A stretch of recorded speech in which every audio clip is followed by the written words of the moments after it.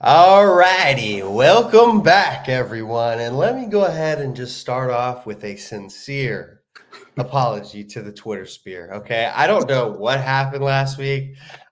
For some reason, I left you guys out. You're our only crowd, the only people that show up and watch us talk about stupid shit. But somehow, some way, I forgot about you. So for that, I apologize. But don't worry, because we're doing round two of our draft talks this week. But before we get into the draft talk, okay, there's just a couple things we're going to have to touch on. All right. And first of all, let's give Pretty Ricky a big round of applause. My man is back. The Twitter police tried to shut his ass down, but he said, guys, it is draft season, baby. He made a new account. He's back up and running, and he is dropping bangers on the news world, taking away Adam Schefter and Ian Rappaport's news. All right. I love this Pretty Ricky guy. Okay. So he is going to have my full and utmost support because he is dropping leaks, man. I mean, you can trust what the guy's putting out. All right. And just a couple of signings before we get to some Pretty Ricky news. All right. Just worth mention signings. Devontae Smith got a 3-year, $75 million extension, $51 million guaranteed. DeForest Buckner, 2-year, $46 million extension. Those defensive tackles are getting paid right now. And then the funniest of all, okay, J.K. Dobbins to the Chargers. All right. This might seem like an insignificant signing, but it's hilarious, okay? Because you think about it, they already signed Gus the Bus Edwards, okay? And I believe Greg Roman said that man was going to be the workhorse, okay? I don't know if I believe that now that JK is in the building, at least not until JK gets hurt again, which will inevitably happen. But hey, you're going to get a solid performance out of each week that he actually is there, okay? So it's not insignificant. And it's interesting because the Chargers have also hired Greg Roman, the former offensive coordinator from the Ravens. They've hired their assistant GM as their now GM. So basically everybody that knows the Harbaughs is just going to end up going back and forth, back and forth. It's going to be the Chargers and the Ravens hiring each other's people for basically until one of them decides to retire, because it's unlikely that they're getting fired. All right, that's it for the signings. Let's dive in to the draft, okay? And there is some Jayden Daniels and Commanders drama at number 2, all right? Because listen, the Commanders brought Jayden Daniels in for a visit. I believe Pretty Ricky was the one that dropped this story, okay? Jayden Daniels and his team thought, we're going to meet with the Washington Brass. You know, we're going to get dinner, get lunch, whatever it is. It's going to be this nice one-on-one situation. We're just going to go ahead and dive into the playbook because, you know, Jayden Daniels is going too. Like, there's no question about it. But wait, okay? Jayden Daniels shows up. And you know what happens, Knight? You ever show up for your date and then there's like 4 other dudes also showing up for your date? And you're just like, I thought this was an us thing. I thought it was like me and you, but we like, who you going home with? Because I'm not sure anymore. That's basically what we have going on in Washington right now. Jayden Daniels showed up and there was a bunch of other dudes there trying to buy dinner for the lady. And he's not feeling as confident anymore. All I know is that there are reports going out saying that Jayden Daniels is more interested in being drafted by the Vikings or the Raiders. Now, to that, I would say, hey, who wouldn't be more interested in getting drafted by either the Raiders or the Vikings? Because listen, the Raiders, especially because him and Antonio Pierce already have a relationship. But even beyond that, you just look at those two teams. They have some true number ones over there. And there's no disrespect to Scary Terry McLaurin over there in Washington. But if it's between playing with Scary Terry and playing with Justin Jefferson or to playing with Devontae Adams, like, obviously you would rather do that. And they're saying that Jayden Daniels will be okay and he's not going to pull an Eli Manning basically. But it's not insignificant to notice that these reports are coming out. And the agent actually dropped a tweet basically complaining about the Commanders and how they handled the situation. So it's definitely not insignificant, and it could create a great draft day story tonight. Yeah, man, I'm excited to see where Jayden Daniels goes because I feel like they did that because, let's be real, I mean, there's a possibility you could also trade back, and they're wondering, okay, if I trade back. I mean, it's kind of weird to like, I don't know. When you told me, I was like, wait, they brought them all together there, like near the same time, like that. All right, that's a little weird, man. Like, what are we doing here? Yeah, make the guy feel special at least. Like, at least the one you think is gonna you know what I mean? Like be the dude for you. But I mean, I think there's envisioning, okay, like, well, if we do get a king's ransom, you know, what are we looking at? Like if we go back to 6 or to, 7 or whatever, you know what I mean? So I get it, but I mean, horrible timing. Yeah, at least like him and Drake May, I would have treated differently than the rest of the bunch, if that makes sense. You know what I mean? Yeah, no, and you got to understand in this world that we're living in today, all right, today's quarterback is sensitive, okay?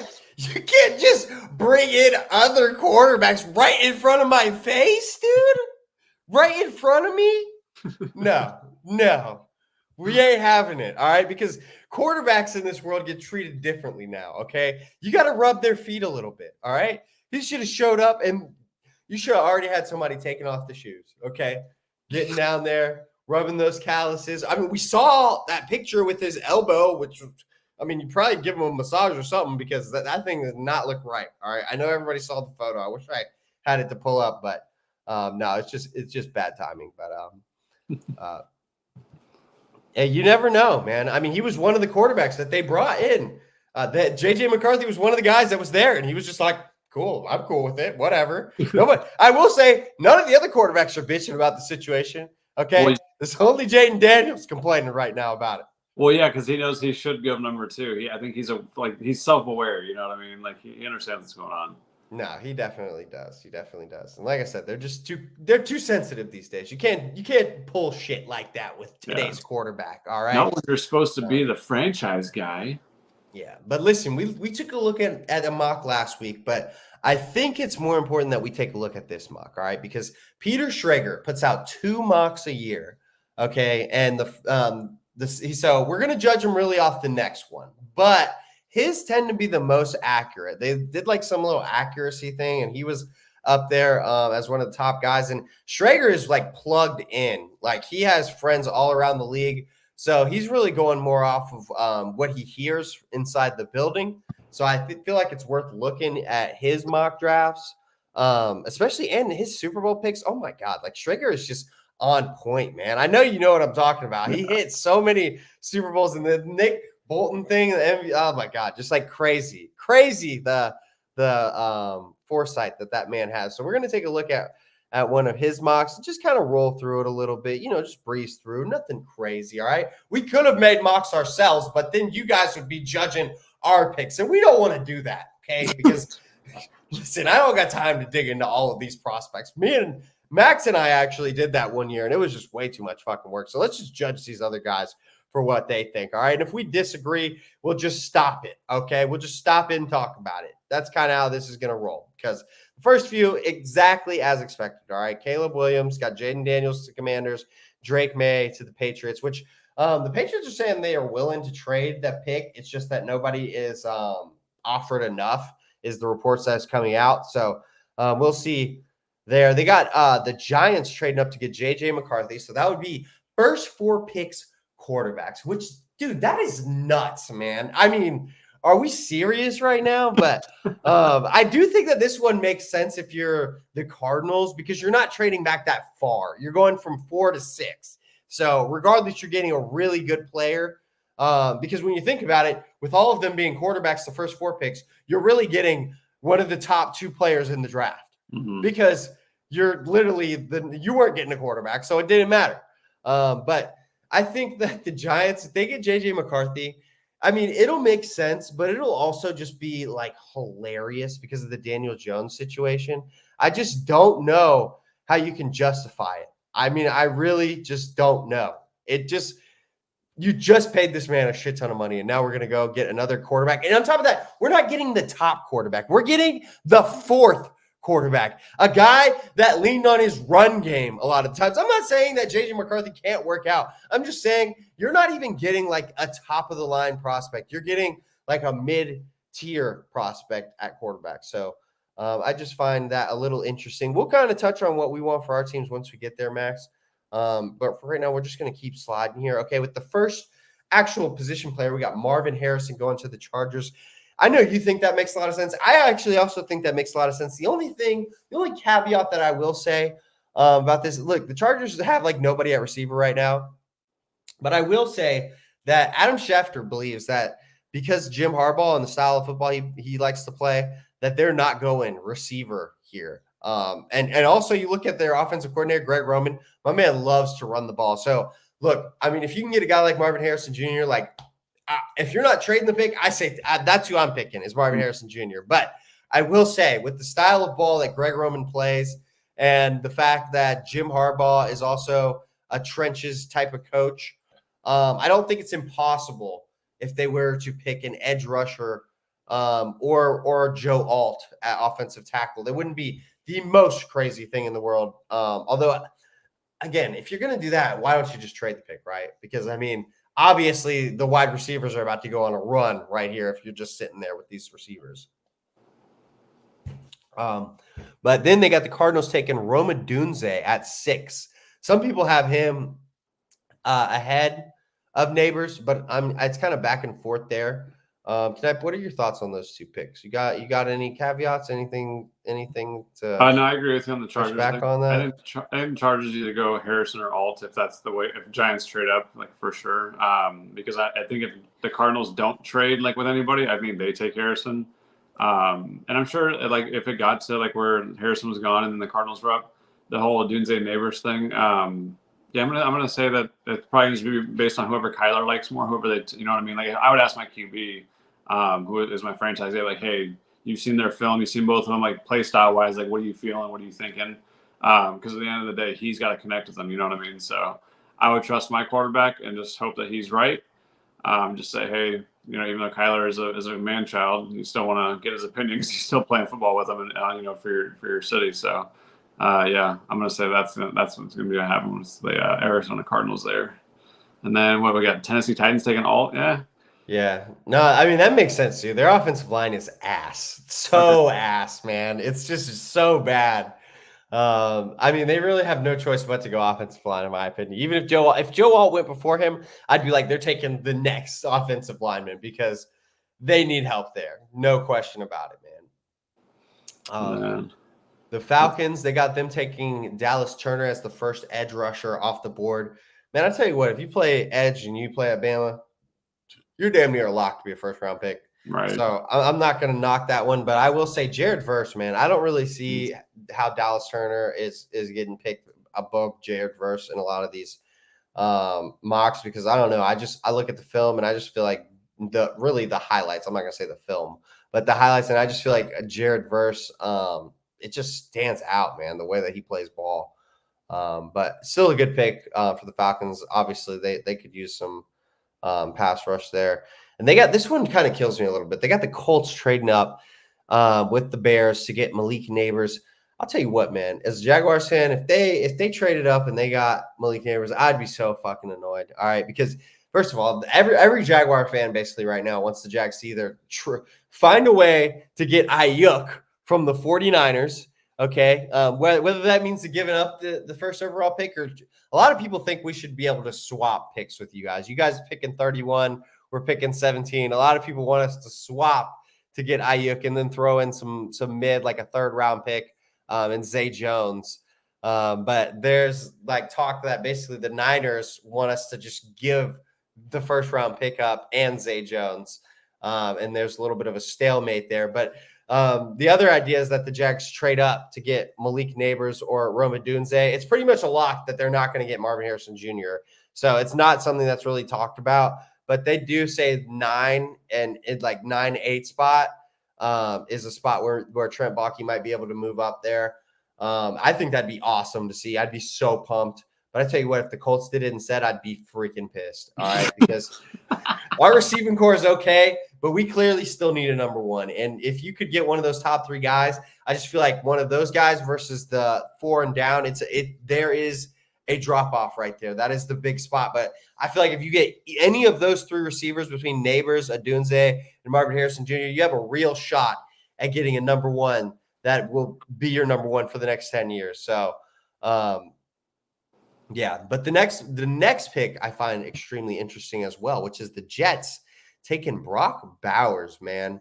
A lot of drafts have him slipping. I mean, we talked about this last week. I think that he is a really good prospect. I think he's being kind of underrated here. It would be interesting to see him go to the Jets. I truly feel like the Jets are just going to let Aaron Rodgers make that pick. I really feel that way. They've done a lot of revamping of the offensive line this offseason. They got Tyrone Smith, Morgan Moses. They have Vera Tucker on the inside, who's a first-round pick.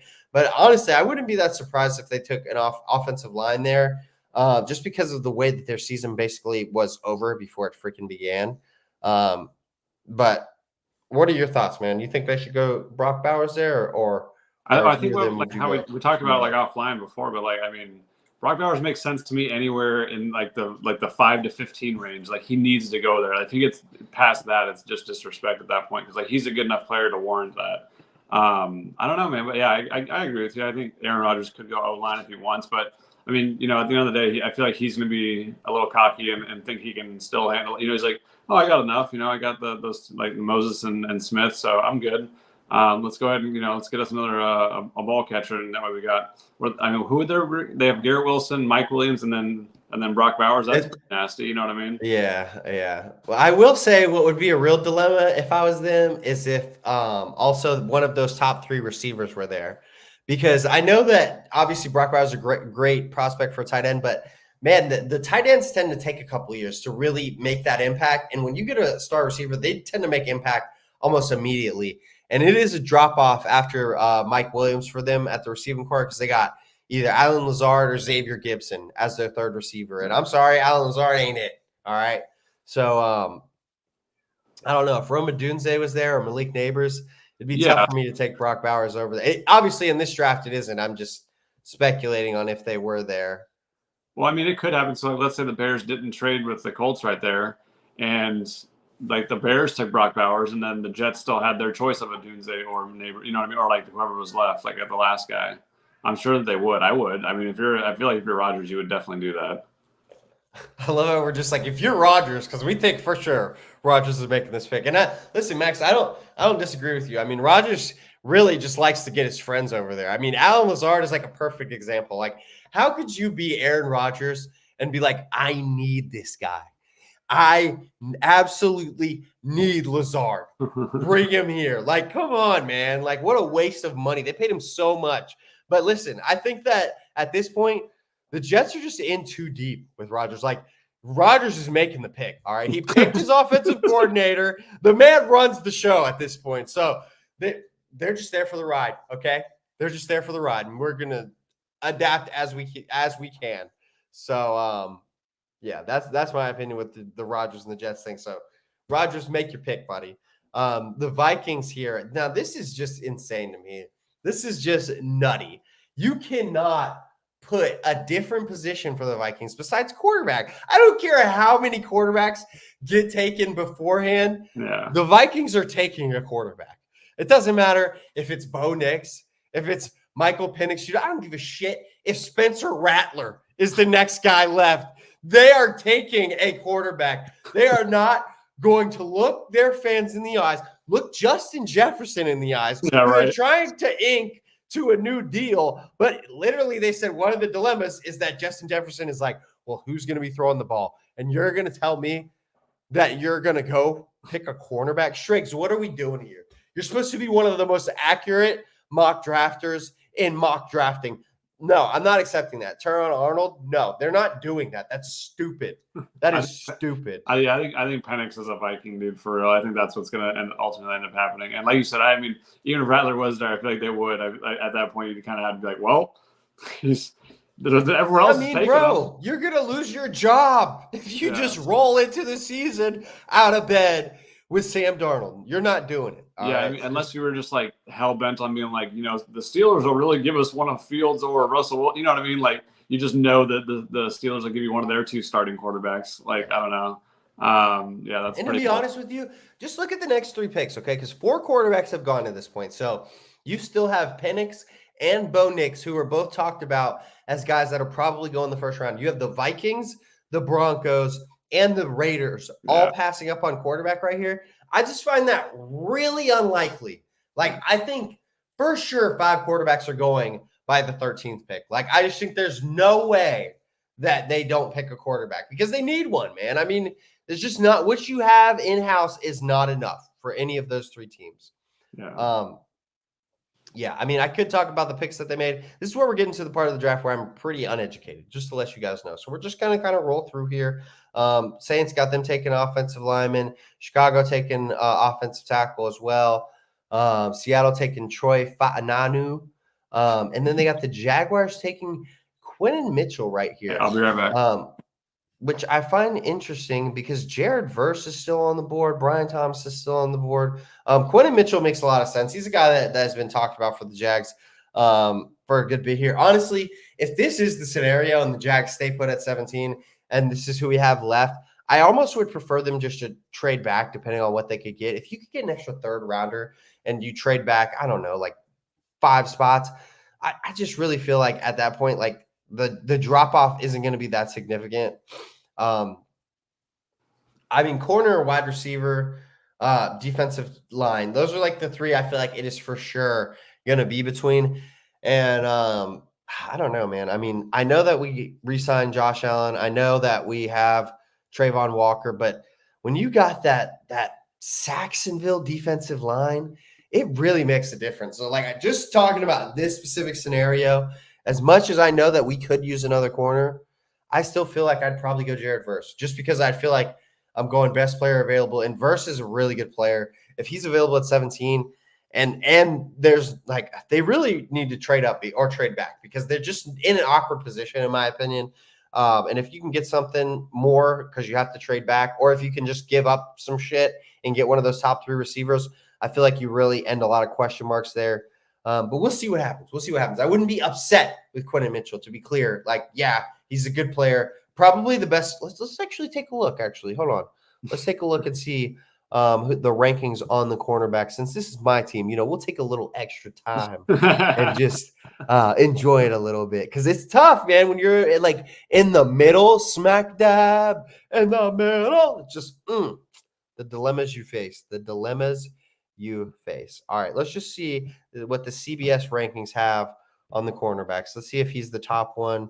He is. Yeah, I thought so. Even though he wasn't the first one taken in this draft. So I don't know. I mean, but what is the difference between the top rated corner here and the 4th rated corner? Because I've really seen a big mix on who could go where in order for the cornerbacks. So I don't know. I just think that's a tough spot to be in if you're the Jaguars at 17. So hopefully they can just move out of the spot. I would prefer they move up rather than move back. But if you are going to take a pick at 17, I kind of would rather you just move back a little bit and get an extra 3rd round draft pick or whatever that might be. I don't know. Anything behind a 3rd, maybe just take it. But yeah, if I could get a 3rd, I'll move it back. I'll say if y'all don't trade, I think Verse would be sweet with y'all. That'd be nice. Yeah, I mean, it'd be a sweet 3. I know we already have 2 starting edge players, but one, you can never have too much pass rush. And also, you can move Trayvon Walker inside. He's big enough. He's strong enough. He did that at Georgia all the time. It wouldn't be that big of a deal. And then just be like having 3 awesome pass rushers on it. Actually 4, because you have Eric Armstead too. So Saxonville would be 100% back in that scenario. So that's the only reason I could at least think about it. I know some Jags fans would be like, that's stupid because we got those 2. But D-line, man, that's just a spot. I mean, look at the Niners. Look at how you guys have operated. Your D-line being so dominant just sets everything up, man. The Los Angeles Rams. Okay, they got them taking an offensive tackle. So interesting here. So interesting. The Los Angeles Rams have not had a 1st round draft pick since 2016. This is going to be their first round draft pick since Jared freaking Goff, man. Let's just pull it up for you just for proof here. All right, that's 2016 Jared Goff, okay? 2017, the pick was traded to Tennessee to get Jared Goff. 2018, traded to New England for Brandon Cooks. 2019, traded back to Atlanta for more picks. That was the year they lost the Super Bowl at 31, so they just traded back from there. Then they traded for Jalen Ramsey for the next 2 years, Matthew Stafford for the next 2 years. Wow, bro, that is just crazy. This is actually going to be if he stays put, this will be McVay's first round draft pick since he's been there. My man's been to 2 Super Bowls, hasn't picked a 1st round player. That's wild, dude. Unbelievable. I'm really interested to see if they hit. Because what if he hits? He's just going to look like even more of a genius, dude. Yeah. The man just can't do anything wrong. But while we're on this topic, okay, what if we lived in the multiverse and that trade with Jared Goff and Matt Stafford never happened? I genuinely wonder how different things would have gone. Because, like, look, if you're Detroit, you still got a pretty good quarterback in Matthew Stafford. Your team's probably, like, did they have a better chance in the playoffs this year if they would have inserted Matthew Stafford in that situation? Or would they have not? And then same with the Rams. Obviously, they won a Super Bowl, but they had a lot of good players around there. If they had Jared Goff, what would have happened? Like, Jared Goff is balling right now. Jared Goff is no scrub, man. I mean, he's a top 10 quarterback right now after how he played last year. I feel like there's no denying that. So, like, just makes me wonder. Just really makes me wonder what life would have been like. It's just crazy. It's just crazy. Crazy, man. First ever in the history win-win situations for a trade. So rare. So rare. All right, let's just fly through this really quick. They got the Steelers taking a wide receiver. That makes a lot of sense since basically their only receiver now is George Pickens, who's kind of an asshole, if you guys don't know. He definitely is. Miami Dolphins taking Jared Verse. You can't say enough how much of a great value pick that would be if that actually happened. I think there's no way Jared Verse makes it all the way to 21. That's just no way. Nuts. Okay. Philadelphia Eagles taking Cooper DeJean. Minnesota Vikings. Oh, that's right. They do have a second first-round pick. At least he had them taking Bo Nix over here, so they at least get some kind of quarterback. Didn't really think about that, but they're really running some risk right there, okay, if they're willing to do that. And at that point, do you even like the quarterback that much? Really? I mean, be honest with yourself. Jesus Christ. Dallas Cowboys got him taking Xavier Worthy. I don't know. Interesting one right there. Interesting one. You already got CeeDee Lamb. You already got Brandon Cooks. Maybe. I don't know. Maybe. Dak Prescott is going into a year where he is playing on the last year of a contract and will be a free agent, which that's just nutty. So we'll see what happens there. Green Bay Packers taking offensive tackle Armarius Mims from Georgia. Max, why don't you go ahead and let me know what you think about that pick from Schrags. Bucks getting Graham Barton, offensive line. Cardinals getting Darius Robinson. Buffalo Bills, Adonai Mitchell. Obviously, they're taking a wide receiver. They're probably taking multiple wide receivers. Their whole draft could be just wide receivers. I wouldn't be that fucking shocked, to be honest with you. Detroit Lions taking Zach Frazier. Ravens getting Kool-Aid McKinstry. And they got the Niners taking Ladd McConkey, wide receiver. That's a guy's real name. That's great. Yeah, Ladd McConkey. I hope I get to root for McConkey. He's from Georgia, but I find that interesting because you guys obviously have Ayuk, who's been a major trade talks candidate. But you got him and Debo, and you got Kittle. Like, goddamn, what the hell? What? I mean, how many fucking receivers do you fucking need, man? I don't know, man. Don't worry about it. Whatever, dude. And then Kansas City taking a wide receiver too. Win Polk. Jalen Polk. I'm sorry. Jalen Polk. I don't know anything about that guy. I'm going to be real with you guys. Don't know a damn thing about him. But that's Schrags' mock.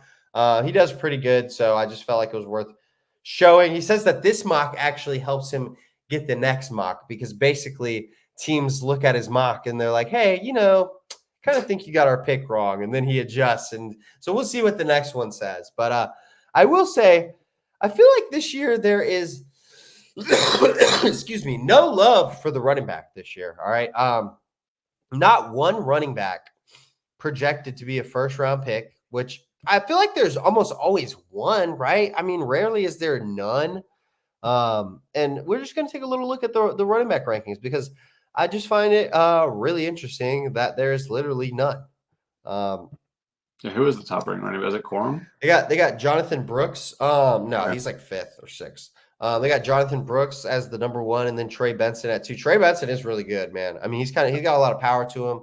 I did say that about and I didn't say the power thing, but I thought Akers. Honestly, I thought Akers was way better than Benson. To be honest with you, I cannot believe that Akers has not worked out in the NFL because of just how good he was for Florida State. It's just kind of unbelievable. So what do I know about the running backs? But I'll tell you this. I guarantee you there's at least 3 starters out of this running back class because these running backs, man, you can find them, all right? And these late round ones are always the ones that end up being the best for some reason. So if any of you running backs are watching out there, we believe, all right? You're going to take somebody's job this year. No question about it. You're going to be my fantasy waiver pickup of the year. But listen, guys, that's it for our draft talk, okay? I'm not going to fucking deep dive into who's getting picked in the 7th round and the 5th round steals. Like, I can't do it. Can't do it, man. There's going to be so many busts. That's just what it is. That's just the NFL. It's really, really hard, okay? That's just how it is, all right? But I tell you what, we're going to judge immediately after they pick these guys, and we're going to have an opinion about these dudes that have not played yet. That is definitely going to happen, okay? But till then, there is the most important draft news of all, okay? It is a Bill Belichick world now, all right? My man is in the news 24/7. He's not even a head coach anymore, all right? Look, it came out this week that basically, first of all, I'm about to dive into it. I really hadn't – I wasn't even planning on watching it. The documentary Dynasty came out on Apple TV or Apple Plus or whatever the hell their subscription is called. Listen, this is a story we've seen so many times. When I first saw the commercial for this, I was like, why? We got to just keep doing this over and over, just documentary after documentary. But this one's a little different because this one is basically funded by Robert Kraft. And it's told that basically he kind of trashes Belichick in the documentary. Like, that's how the documentary comes off. But then also, there's a report that comes out this week that Kraft called Arthur Blank when he was interviewing for Atlanta and was like, hey, don't trust this guy. Mm-hmm. And I will say, okay, before I just rip these guys a new asshole, I will say that the Patriots fans seem to have also sided with Belichick. And they're kind of like, I don't know what this guy's fucking problem is because Belichick brought us so much happiness, so much joy, so many Super Bowls. Can I imagine somebody literally changing the trajectory of your entire organization? Yeah. You weren't shit before this guy. He shows up, he gets you the greatest player of all time. Together, they just fucking destroy in the NFL for 20 years. Then you fire him after like a string of like 3 bad years. And then you start shit talking immediately. The fucking disrespect, dude. Are you serious? You people are not worthy of Bill Belichick, okay? You should be kissing this man's feet right now. You should have been giving him foot massages every day after practice. This old ass man going out there, just winning you championship after championship, doing everything. Coaching, fucking GMing, okay? Then things go a little sideways for a little while, and all of a sudden we hate the man. Jesus Christ, have a little respect, okay? It's one thing to break up with – that's like marrying a millionaire, deciding like 10 years later you hate them, and then you divorce them, take half their shit because you weren't shit before them, and then you just start trashing them on the internet. Like, damn, you could have just left and been happy. Instead, you had to shit talk on your way out. What is wrong with you, Robert Kraft?